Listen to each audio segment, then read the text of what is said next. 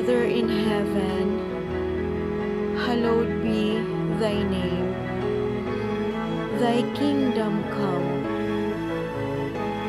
thy will be done, on earth as it is in heaven. Give us this day our daily bread, and forgive us our trespasses, as we forgive those who trespass against us. And lead us not into temptation, but deliver us from evil. Amen.